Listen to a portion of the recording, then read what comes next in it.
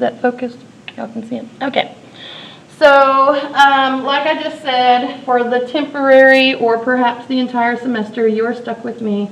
I'm Dr. Webster. If you need to see me, my office is about halfway down that long hallway there, the hallway of offices. And my office hours, particular for you guys, are going to be right after this class. So I'll be in there. I have another class at 2 o'clock. So you'll see that my Tuesday, Thursday office hours are kind of centered around the fact that I'll be here and then there. So between classes or at the end of the day, you're welcome to come join me. I'm also there on Monday, and I'm also on appointments. If something weird happens and you can't be here, we can Zoom. I try to be very available for my students. So don't think, oh gosh, I've got a 12:30 class, I got to get out of here, I can't see her during those office hours. If those don't work for you, we'll work something out, okay? So I'm not going to be a booty about that with you. There's my email address. It's probably the best way to contact me. I check it daily, except for on weekends and stuff. So everybody knows and is abiding by, I appreciate you doing the face covering policy that they're requiring. I don't care if occasionally you're like, oh my goodness, I need to breathe for a second or something like that. I get it. It is very difficult in your masks. But we'll try to adhere to this as much as possible. Followed quickly by student illness. With that in mind, with the current public health situation, everybody knows if you're exhibiting any kind of symptoms of illness, please don't come to class. We don't want your germs. It doesn't mean you have to go to get tested unless you are exhibiting COVID germ symptoms, but for sure, even if you're just not feeling good, like stomach ache or something like that, just stay home. It's okay. And like I said, I have recordings for all the content for math history, and I will load those up into D2L so that as we go along, you can see if you missed a class, you can see what you missed. So there's that. Okay. The big thing for you guys is going to be the textbook. So it is the 7th edition of Burton. If you have a 5th edition or a 6th edition, you can probably use it, except for the homework sections are going to be slightly different. So you may have to go, I think there's one in the library, maybe. So I'll check on that. But you may have to go like copy somebody's homework pages or take a picture or something of those pages. But the content is the same between 6th edition and 7th edition. If you happen to have a different version, you should be okay. All right, that's the big one because I will be assigning homework soon and you'll want to be able to do stuff with that. You can read most of this. At some point we will be doing some calculator work. It's nothing crazy in this classroom. There's nothing really, really difficult, but you're going to want to do that. The weird thing for this class, and again, this is based off of the current public health situation, is that I don't intend to take up any papers from you physically, except for your exams. Okay, so exam days we will, assuming we stay face-to-face for the whole semester, I will pass out exams, you will take the exam, and when you're finished, you'll give it back to me. But any other time, stuff that I've given you, like quizzes or homework assignments and things like that, what I want you to do is scan it and upload it into D2L. And I'll just grade it digitally online, and you'll get it back as soon as I finish grading it. It'll be back into your thing, you'll get feedback or whatever. So I've actually gotten pretty good at, I have an iPad pen basically now, so I can do that now. I'm pretty good at it. So I had all summer to play. So that's my plan. You'll upload. If you don't have a scanner, as long as you're here on campus, there's a scanner in the library that you can use for free. So that's nice. I really like a real scanner if you have access to one. Some people's printers will scan, that kind of thing. Because it doesn't get background noise as much. So sometimes when you scan, if you're not doing it very nicely, if you don't have good lighting and that kind of stuff, you'll get like, I don't know, whatever's behind your paper. So, and if you use a scan app, it's really easy to do that. What I don't want is JPEGs. No JPEGs. I can't grade those. I'm sorry, it's terrible. You can't grade on those. So I need a PDF. and it's all over the syllabus. You can do that. If you don't want to use a scanner, you want to use your phone or your tablet, something like that, you put it on the paper, you make sure you've got good lighting, you hold the phone so that there's not a shadow right on top of it, it might have to be at a weird angle, that kind of stuff. So it's harder with the scan app, is what I'm getting at. But there are some that are free, like Cam Scanner, there's a basic version. They keep asking for money, but you can tell them no. I don't know what that's about. Okay, like why ask for money if you're not going to make me give you money? So you can avoid that. And there's other ones. Some people have done iScanner with me because they have i products, Apple products. So I don't care if you use Cam Scanner. That's just the one I've used a lot. And if you don't get your picture right, or you can go back and crop your pictures, okay, FYI, then I'll see the math sitting there. I'll see the background of the table. I've seen people's feet. I'm not lying. So one girl had her foot like this with the paper on top of it cropped, and she took a picture, and I saw her barefoot in the picture. So you can crop that stuff. So I don't want messy edges and bad background and all that stuff. So try to just make it a crisp, clean scan. Scanners are the best for that, but I know it's a weird thing too, because normally we'd just be like, here's my homework, boom, hand it in. So because we're putting those things on D2L, I'm going to have all of your homework due by midnight, 11:59 p.m. So it might be due, say, Thursday, but you would have all day to get that scanned and uploaded. So that's kind of nice. It means you don't have to have it right when we start class at 11 a.m. So that's kind of good. I'll let you read all the syllabus about, what this class is. It's math history, so we literally start with why math, why numbers, that kind of thing, and move forward. So that's where we're going today. Oh yeah, paper. Forgot I needed paper, so I have some. That's awesome. Normally, I'll kind of just go through the material and talk to you. If possible, we'll have some question and answers type stuff. If you guys chime in, I like it better because it's not just me going blah, blah, blah. It's easier for me to do. So that's kind of my method. Student responsibilities, y'all can read through all that. I think page 4 is probably what you guys are very, very interested in, maybe. And I was told that once we start the class, if Dr. Way does show up in the next 2 weeks with a visa in hand, he's here, he just doesn't have a visa. It's terrible. He moved here for us. Oh, man. But I'm sorry. Yeah, grab one. And grab a map, too. Does everybody have a map? Okay. So if he shows up with visa in hand, ready to teach for us, that he will abide by any syllabi that were already in place. So that's good to know. We'll just change out the teacher and move on. So these percentages should be good for you for the whole semester. Daily work, 15%. Projects, presentations, and reflections, 20%. That one's normally a weird piece for people who aren't teachers, so I'll talk to you about that in a second, the projects and presentations. I know you may not be quite so used to that in a normal math class. This is not a normal math class. I tell people there's math and there's history, and you have to do both, and it's a little bit weird. So we'll talk about that. There will be 2 during the semester tests, and the dates are the week of September 28th and the week of November the 9th. Is that right?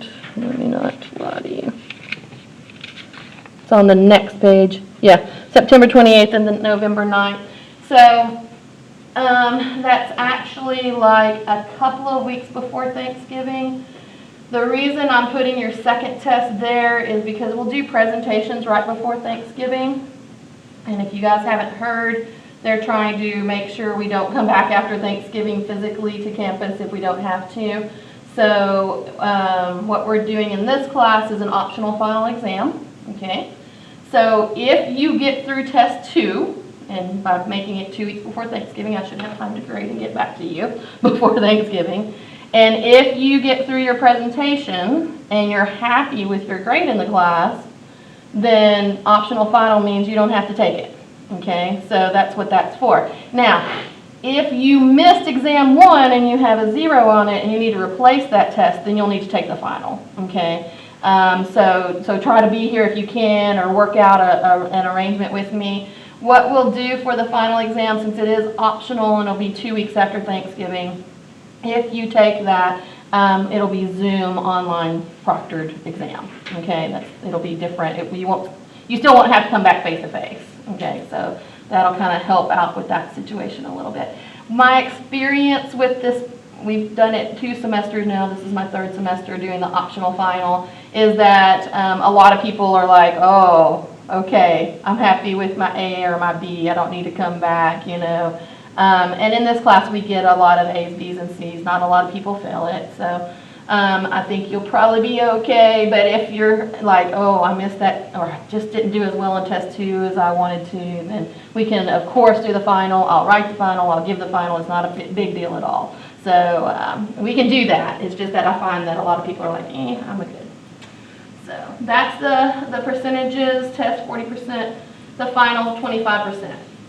If you don't take the final, I won't count that 25% of your grade, right? So it's just 75%. So if you have a 70 out of 75, whatever that is, we're done. Okay, if you do take the final, then I do count that 25%, right? So then we're averaging out of 100 points. So just be aware of that. Okay. Daily grades, you can kind of read through all of that. Daily grades are normal stuff, attendance, participation. Because of the semester, the weirdness that's going on, we've gotten to where we're also counting if you've been online and watched the D2L videos and stuff like that, if you were sick or something like that. So it doesn't mean that you're going to get slammed on the participation grade if you're not here physically every single day. But try to be here as much as you can. Do the homework. If you don't do the homework, you won't do well on quizzes and you won't do well on tests. So be aware of that. This is a weird one right here. Writing your name on the tests or on the homework. And the reason it's weird for me is that if you were turning it in person, you would almost certainly write your name on the paper. But because people are like, this is just in my notebook and I'm just scanning it in, they don't normally think about that. But if it gets separated from your D2L account, I don't know whose it is. So try to make sure every homework paper you write your name on it. Okay. All right, projects, presentations, and reflections. That's the weird one for this class, I think. So projects are things like your first project's going to be looking up a couple of mathematicians and writing me a paper on them. Okay, I'll get you that project probably around Labor Day, and you'll start working on it. It's another week or so. So presentation, we will do a journal article review in this class, and you'll get more information on that later. And once you do that at the end of the class, you'll have to present it to the whole class. If you can't be here face to face, then what you'll do is you'll make a video of yourself and put it online. So we're still doing that no matter what. So, dang it, I'm going to have to make a presentation. This class is small enough with only 9 people in it, even if we add a person or 2. You can do it individually. You can do that completely by yourself, the presentation. Or if you have a friend in the class and y'all want to do a joint presentation, a joint journal article review, you'll be able to work in groups too. Because some people like it, some people don't. So I'm not going to force in this class that you have to work in pairs or whatever, but if you want to, you can. And you'll get more information on those as we get closer. The reflections are really simple. I give you a prompt and you just write whatever you think about them. Okay, so, and those are normally hundreds or not. Hundreds or zeros. You did it or you didn't. All right, tests. As long as we're doing face-to-face class, we're going to have face-to-face tests. Okay. If for some reason you can't be here, there are proctoring services. We have a testing service on campus, testing center, that you can go there, or we might be able to work out something online testing, but I'd like for it to be face-to-face as much as possible. That's the plan. There's your testing dates.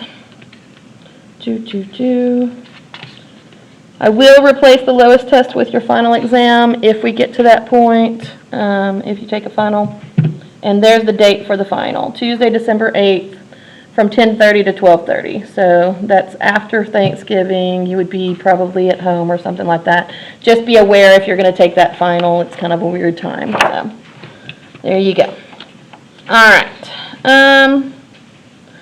Stuff that's required, the weird stuff for this semester is probably the webcam if you have to do online testing, or if you want to Zoom with me, you'll want a webcam or something that's built into your tablet or whatever. And then the scanner. So those are, I think I've already, scanner or a scan app. I think I've talked about that a lot. So any questions about either of those? No? Everybody's good? If you do, just send me an email. I'll talk to you about whatever it is. No worries.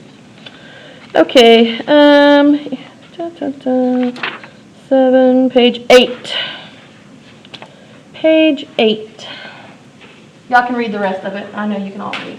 Okay, so page 8, some resources for getting help. Unfortunately in this class, it's very difficult to get tutoring from just a regular tutor. It's not really, some of the stuff you can. So like when we talk about changing bases and stuff like that, a math person can help you with that. But some of the history stuff, who was Descartes, they may not know. So a lot of times you'll want to come to me to get tutoring help if you need help, or for answers to questions. But there are several services on campus. Maybe they can do something for you. The big one right here is the one about your absences. So just be aware that if you miss more than about 6 classes, that's a 5th of our class. Okay, that's a lot of the course.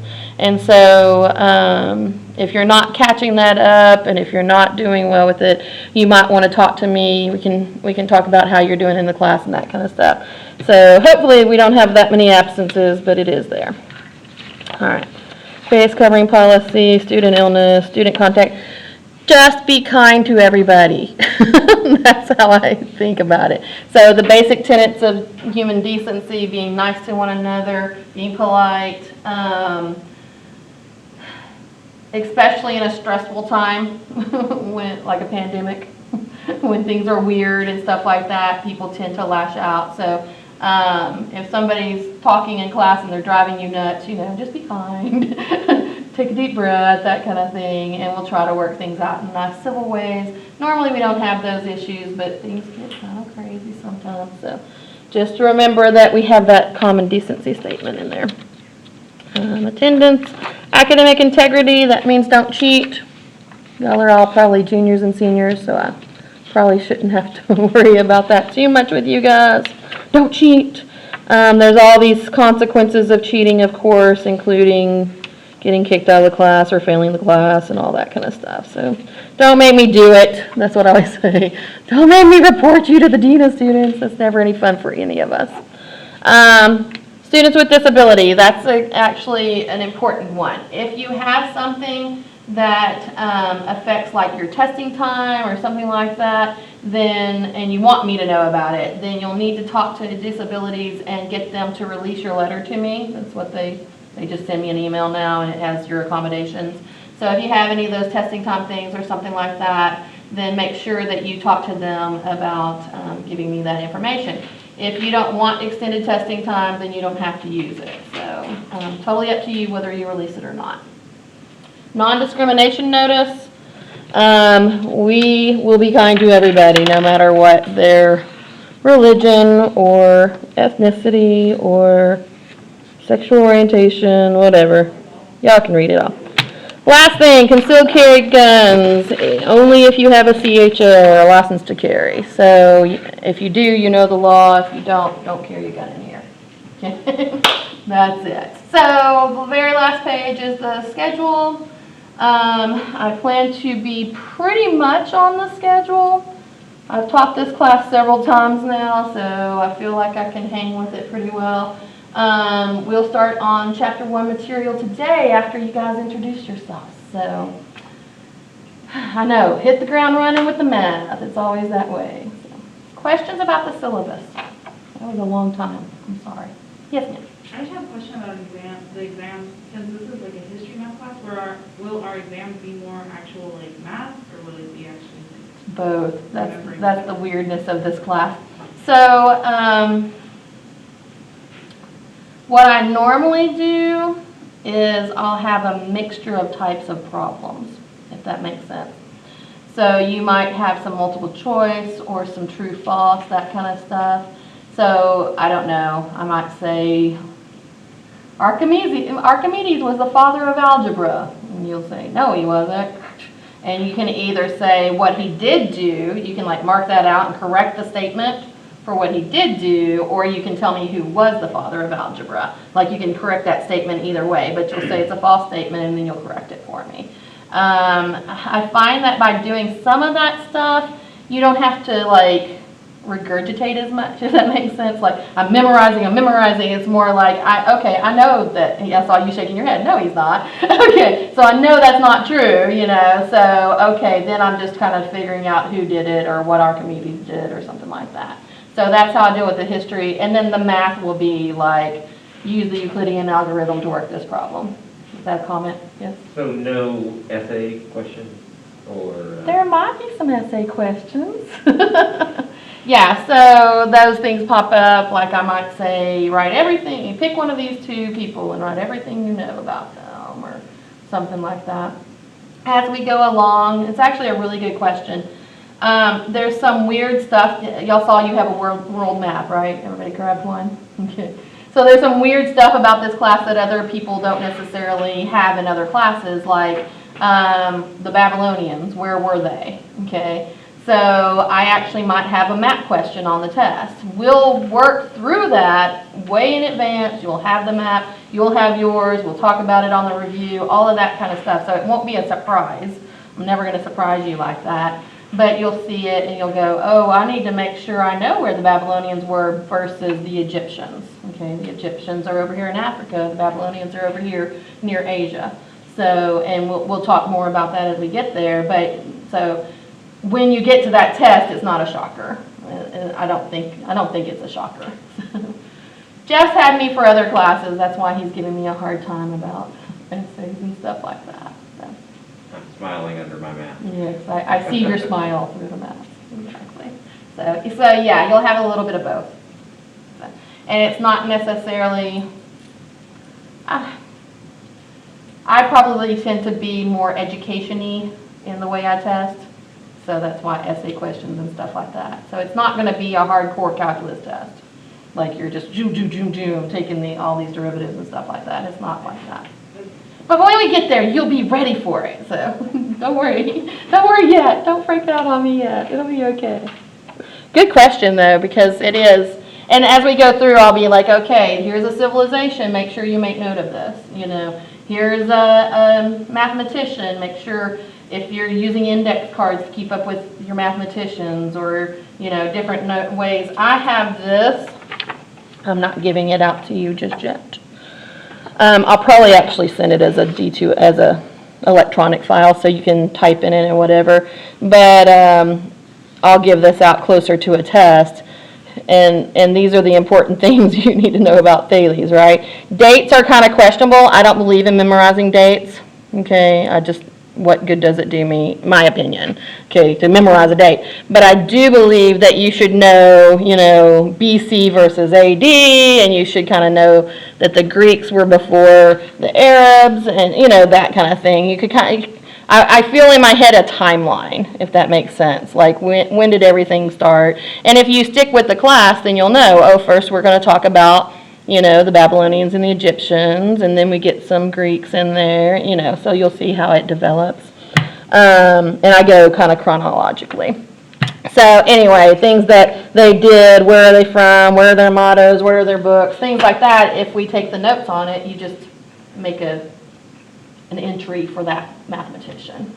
Is that a question? Yeah. Out of curiosity, the actual math part that we're going to be doing, is that stuff that's in other classes as well, or is it some, like, trying to think, like Roman numerals or something? Or is it kind of standard modern stuff too?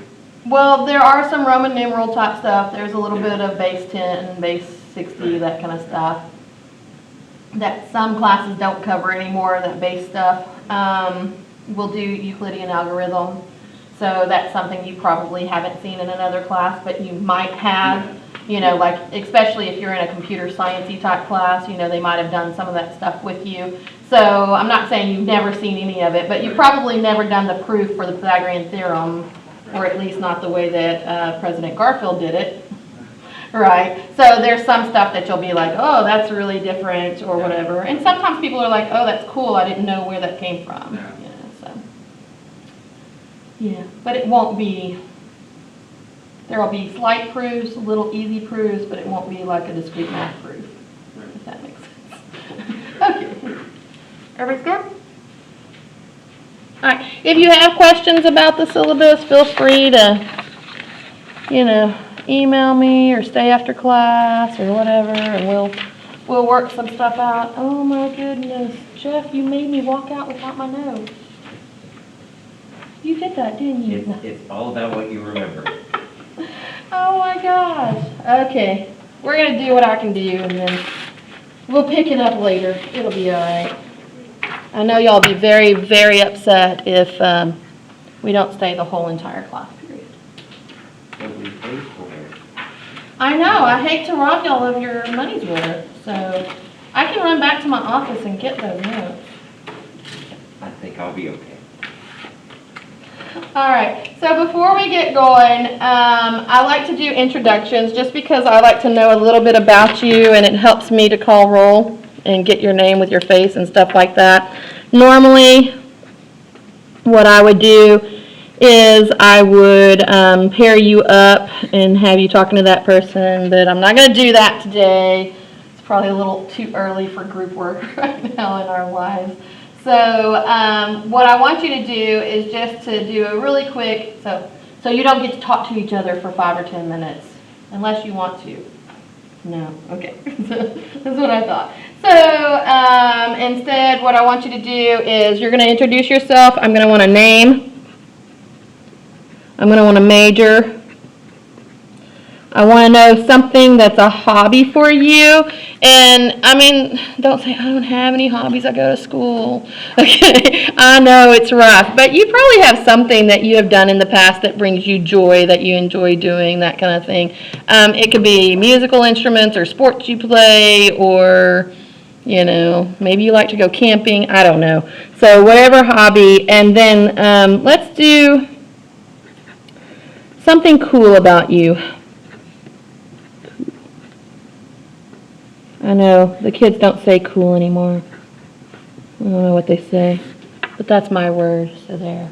Okay, something cool about you, and I'll give you just a minute to think about it, but something cool should be like something that maybe sets you apart from everybody else in this room.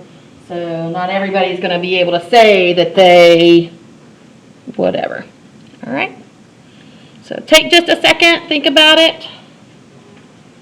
Usually you have plenty of time to process this while you're talking to other people.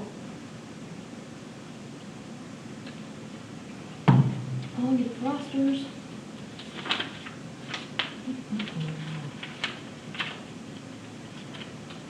Who wants to go first?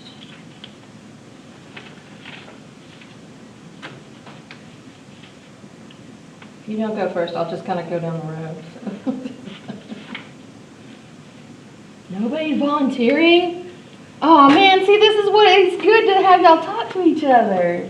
You get to know each other, you're friendly.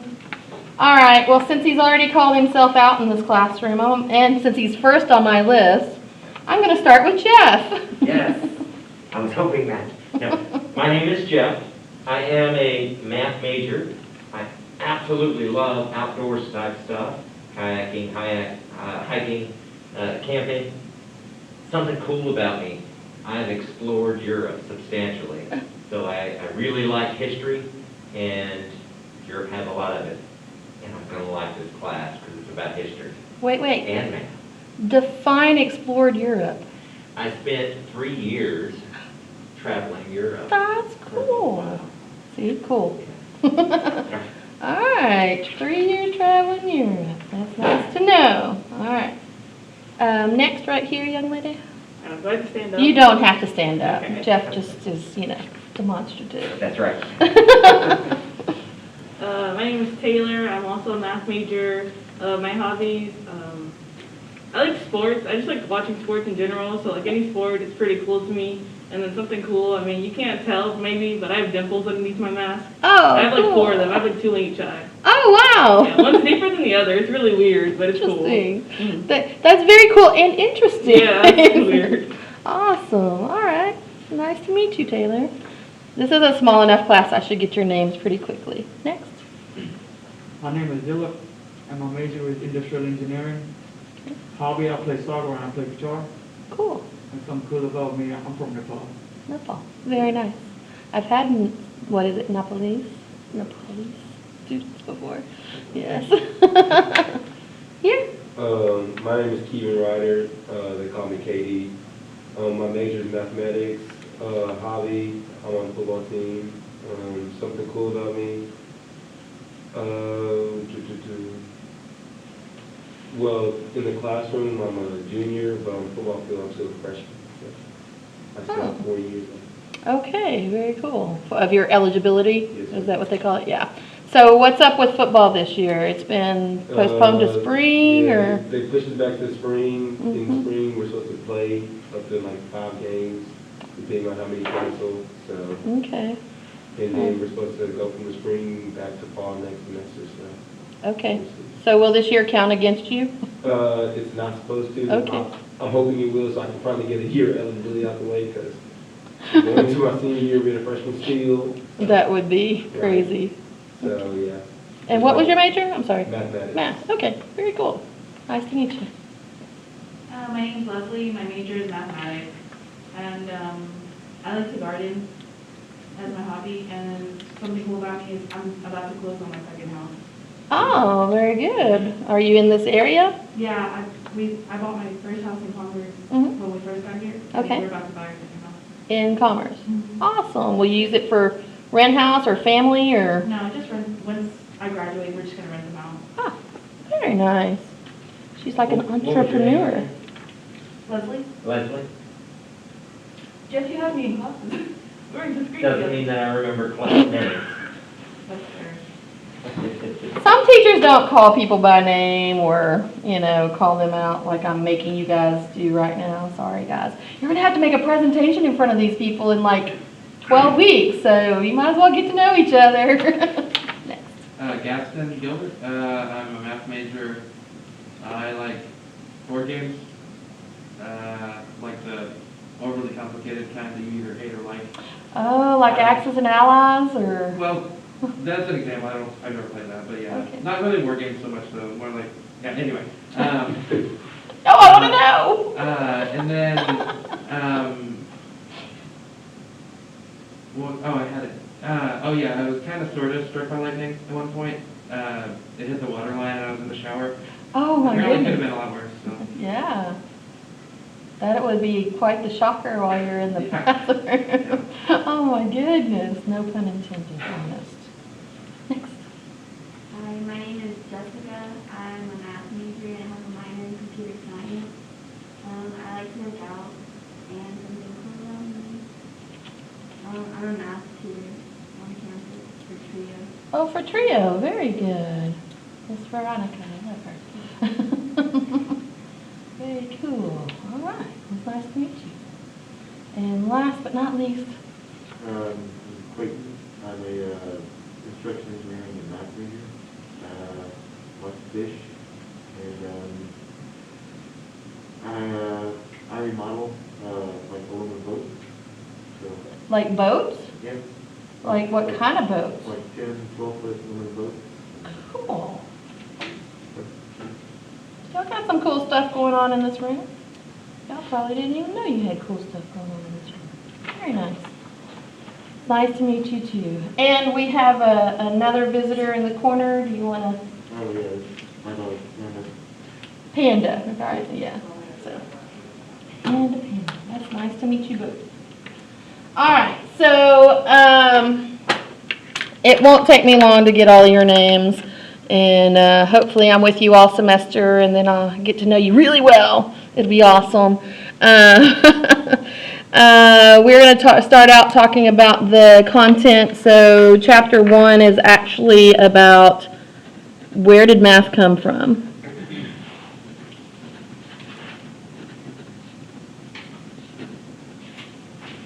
And why do we use numbers? Okay. It's actually been shown that virtually every civilization on Earth has some form of number system. So that tells us that there's a reason why humans need numbers, right? Okay, and so math in general comes from the study of numbers or the use of numbers. Some people might say, oh, it's counting things. Some people might say it's calculus. You know, it just depends on your perspective, how involved the math stuff is. So I want you to think for a minute. I'm going to have to go get those thinking notes. I want you to think for just a minute. Where do you think, like, early people, way before we had a written language, where do you think they would use numbers and why? Like, what would they use them for? So think about it. I'm going to go get those notes. What time is it? We got 30 minutes. I got to go get notes. I'll be right back. They're sitting on my desk. So think about that. Talk amongst yourselves. It's a big room. You can do it. I'll be right back. Dang it.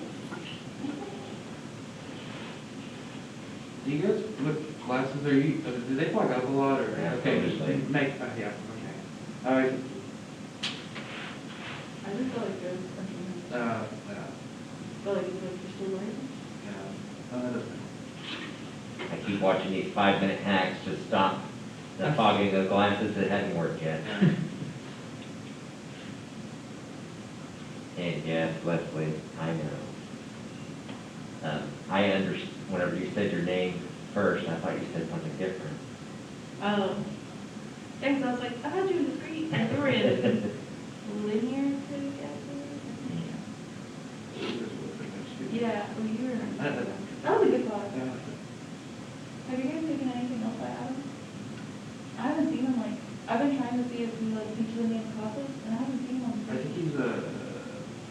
he's still getting his master's, or he can't teach like something like that.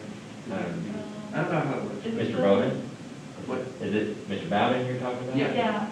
He's here. He's physically on campus. I don't know what he's doing as far as classes. Maybe 2 semesters ago, I went to a math club meeting, and he was there, and he's still there. Well, maybe not more, but. I was trying to take anything in the class, and I was really like, I couldn't write anything. I mean, anything that.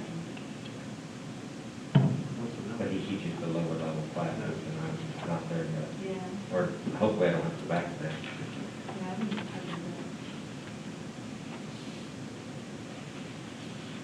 What y'all come up with while I was gone? I read the book, and they would carve stuff on the bones. Oh, she's got the bones thing. What did they do with the bones? They would do the tally that we know now. Mm-hmm. What do they think that's for? It was just to keep track of harvesting. Ah, keep track of days, right? Yeah. Days, I'll put seasons and harvests. Okay, so that's one of the conjectures, right? Now, we don't know anything for sure, but they have done a lot of studies, and it's interesting whether it's a civilization from Africa or one from Native America, okay, the Native Americans here in America. They almost all have some form of tallying, keeping track of things, numbers, order, whatever it is, counting things. So one of the recurring kind of things seems to be like a base 30 thing where they'll keep track of 30 of something. A lot of the number systems are based on base 10. The idea there is that they probably were using fingers, right? Because if you take me for a math education class, I'll say something like, these are God-given manipulatives, use them if you have to, you know. So they're right there, and everybody, for the most part, has 10 fingers. So that's a common counting thing. Some places, and you'll see this when you do your different projects and stuff like that. The reason we do projects is because I just can't cover everything, right? So if there's a specific area that's really interesting to you, then you can kind of dive into that a little bit more than what I can do in class in a 16-week class, right? So some Native American cultures in particular used base 4 or base 8, and the idea is they think it's because they didn't want to use their thumbs, because those thumbs are weird, right? They're not the same as other fingers. So they felt like maybe they were trying to use that. But most of them will be base 10. So keeping track of days, seasons, harvests. Especially in Egypt, we'll see that, hey, if you don't get your stuff up out of the ground in time, what's going to happen in Egypt? Flooding, right? So you need to know when those cycles are coming and when things are most likely to flood. So that's one of the really important things that they use. Bones. It didn't have to be bones. Were there other methods that they had in there for you? Or does anybody else have an idea? I'm just guessing, but maybe clay. Okay. Sooner or later we'll get into clay stuff. So maybe there are like tally marks in clay or stone. Sometimes there will be, what do they call them, pictographs or whatever, that are markings on the walls of caves or in rocks and stuff like that. You'll see things like that. Okay, so, and all of that helps keep track of items. Sometimes it might be knots in ropes. So you might see something like that. Okay. There are thoughts that, for instance, not early, but kind of early, once we start settling and we start doing harvesting things and stuff like that, like if we're nomadic, okay, it's not such a big deal. Maybe if we're nomads and we have some form of a shelter, a teepee or something like that, and some bowls, and there's 5 of us, maybe we need to make sure we can count our 5 bowls and everybody's going to have a place to eat, right? Or everybody's got their bed rolls or whatever. So maybe there's some need for counting there. But once we settle and once we start harvesting and stuff like that, if we have sheep or if we have buffalo that we're hunting or, things like that, we might need to keep track of herds of stuff and things like that. Even maybe nomads might need to know the buffalo. But for sure, once I start domesticating animals, I want to make sure all 10 of my horses are still out there somewhere, right? That kind of thing. So maybe we need to count those things. At some point, there's other ways that they kept track. I don't know. Do I have anything really cool looking? Fingers, shells. Shells is one of the things. Or pebbles. So for instance, there's a theory that if I have 10 horses and I let them out into the pasture, that as they go out, I might just put a pebble out for each horse that goes past. So I've got a pile of 10 pebbles there. And as they come back into the pasture, I'll take a pebble out for each horse that comes back in. And at the end of the day, if there's still pebbles sitting there, then I know I'm missing horses, and maybe I should go get them, or sheep, or whatever, right? Maybe a coyote got one, or something like that. So maybe pebbles could be a way of keeping track. In fact, there is a theory, I find it interesting, there's no, that I know of, there's no background for why this would be true. But there's a theory that the number 0 is a circle because of whenever you pick up the rock and you move it, the last pebble, that's like the void that's in the dirt. It kind of looks like a circle. I don't know if it's true or not, but there's a theory about that. There's a whole podcast on it. You can go, it's like the origins of 0 or something like that on a podcast. So, there's just this just really interests people. Like, where did all this stuff come from? How did those early people do things? Stuff like that. So, things that they use to keep track of stuff. Really, you use what's at hand, right? So if all you've got is shells or pebbles, maybe that's all you use. So there you go. Okay. Later, though, so let's keep moving forward in the kind of development of humans. At some point, if we settle down, maybe I have wool from my sheep, and maybe you have wheat from your harvest, and maybe I need some wheat. Okay. Maybe we'll start trading and bartering and things like that. And then at some point, we're going to have to keep track of that. Who says, well, I wish I had some money with me. Who says that a dollar bill is worth $1 or what that is. What does that mean? It's worth $1. You know, who puts a value on these things and who makes that happen? And especially in really early days. Is a bag of wool from my sheep worth a bag of your wheat? Or maybe it takes 2 bags of my wool to make 1 bag of wheat, you know, who knows? So there's got to be some system for trading and how much everything's worth, and we've got to put a value on those things and figure it out. And by the way, they don't have money this early, right? So it's going to have to be an agreement that I think that, okay, I'll pay you 2 bags of wool for 1 bag of wheat. If you're happy with that trade and I'm happy with that trade, then we're happy, right? The barter system. There's something about that we are missing these days. So, yeah, so trade, barter, being able to, quote, buy things is going to be important, tallying goods,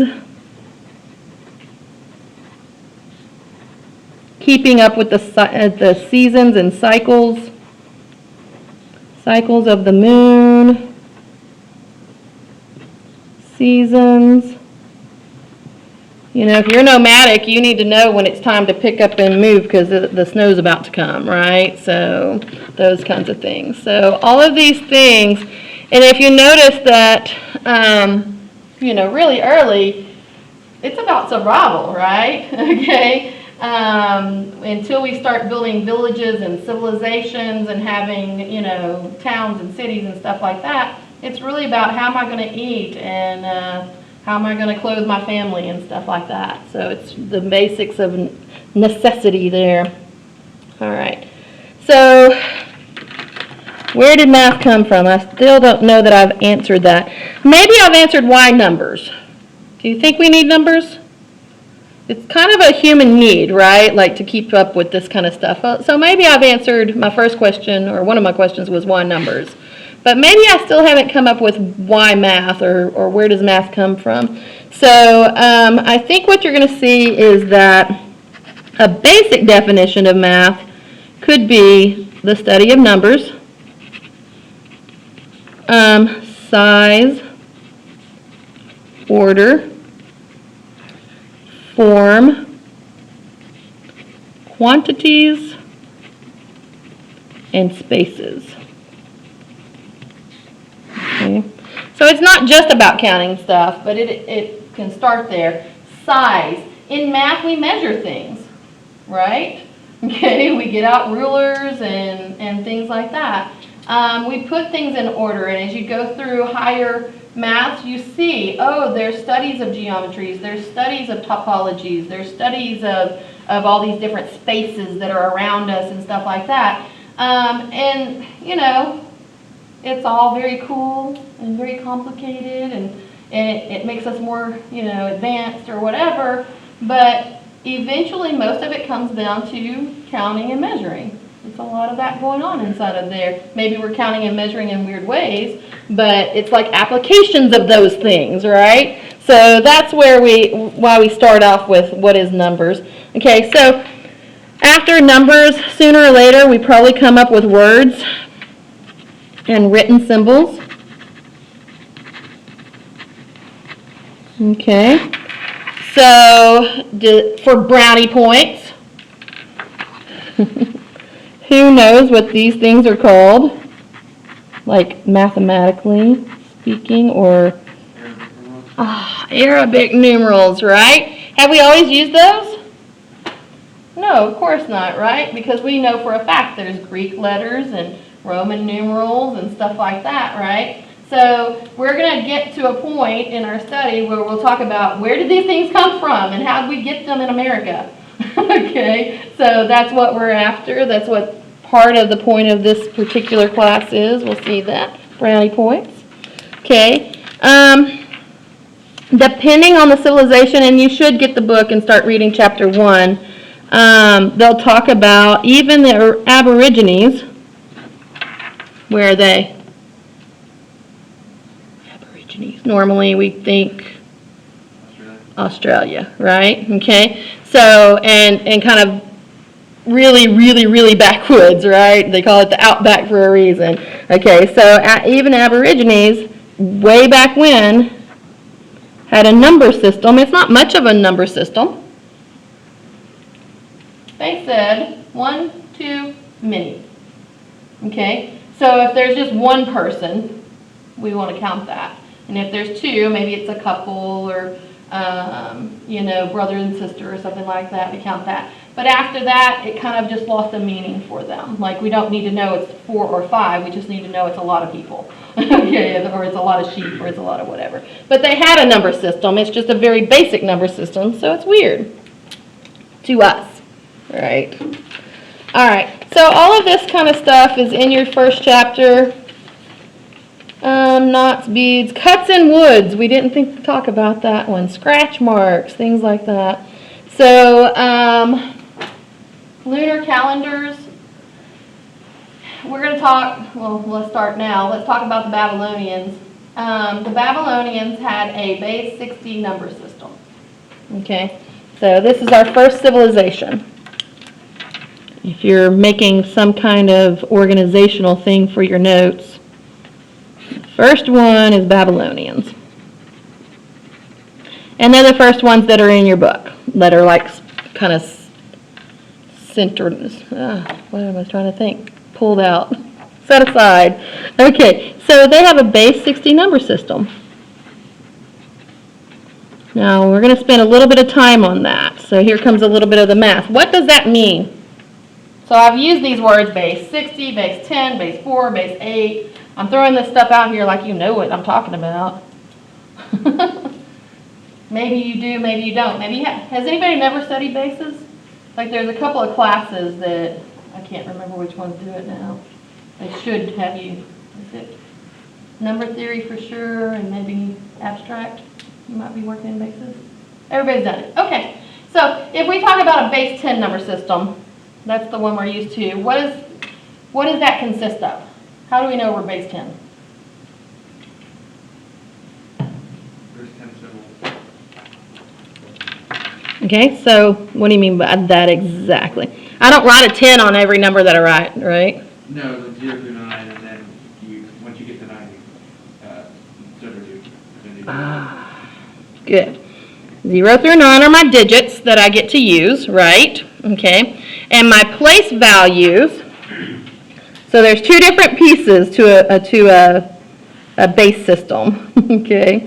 There are digits you may or may not use, and then there are place values.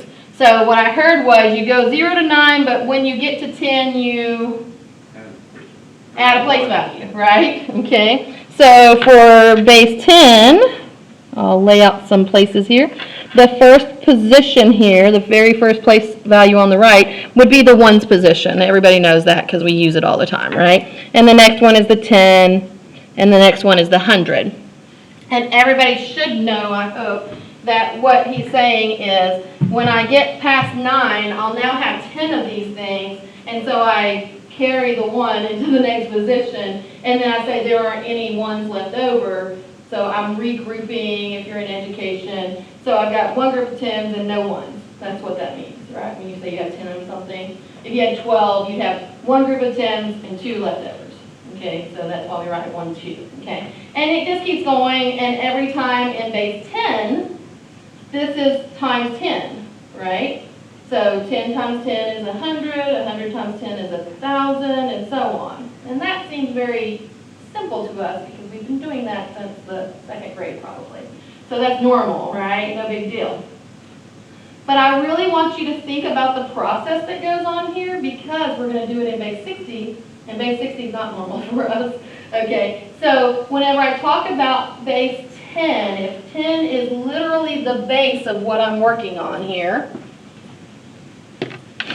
then this would be 10 to some exponent.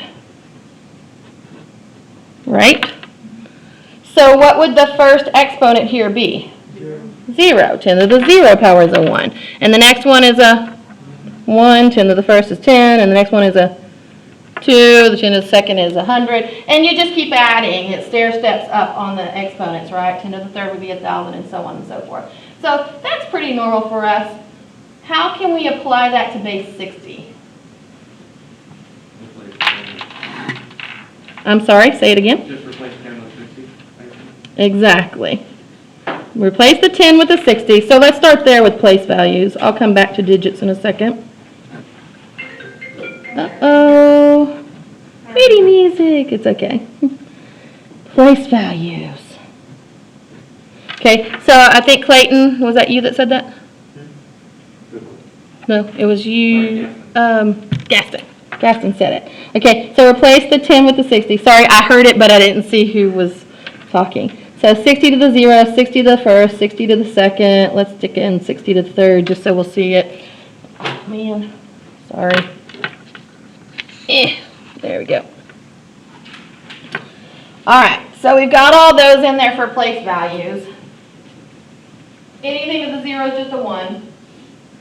60 to the first is 60.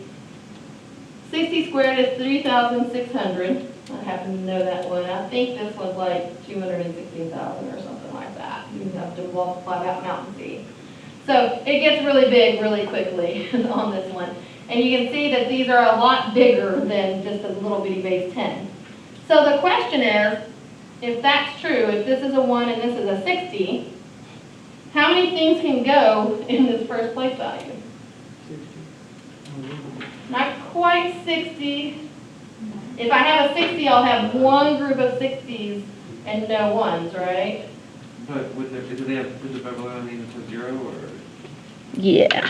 So if they had 0, then it would be 60. Oh, there are, I said how many, didn't I? Yeah. There are 60 things, but I meant, what's the biggest digit? Yeah, sorry. I think this is 216,000. You all can check me. Okay, so yes, so I can stick a 0 in here, a 1, a 2, a 3, all the way up to the biggest digit I can put in here is 59. So there are 60 items I could place in there, right? But it's weird because our digits become 0 through 59. Okay, and that looks different to us because to us a digit is one digit. That's because to us digits is based off of base 10, right? Decimals and stuff like that. Okay, so I can put stuff in there, then that means that I can have numbers like 3 groups of 60 and 52 groups of 1, right? And I'll put a little base 60 down here so everybody will know what that looks like. Okay, 3 groups of 60 and 52 groups of 1. And what that means to them as Babylonians, like, why are we dealing with this? Why are we doing base 60? If we think that it's based off of like harvesting cycles or lunar cycles and stuff like that, then that means this is 3 cycles of 60 days, 60 whatever it is we're keeping up with 52 leftovers. Yes, sir. Did they have the comma during the Babylonians? They did not have the comma. I'm going to talk to you about their stuff in a minute, what they did. I just like to talk about base 60 first before we get to cuneiform letters. It's crazy. But yeah, they didn't have the comma. In our modern day, because if I don't put the comma, then this looks like 352, right? Okay, so in the modern day notation, we stick the comma in there. And in the modern day notation, by the way, and you'll see this in your book, I just don't have time to do this in class, so you'll have to read. When they go to decimals, they put a semicolon and things behind the decimal would be in the decimals place. So for instance, 3 comma 52 semicolon 12. In the modern day base 60 stuff, when we see this semicolon here, we know all the stuff above it is my whole numbers and all the stuff below it is my fractions. Because this is a 12 and we're in base 60, this is only one place value. What do y'all think that place value is worth?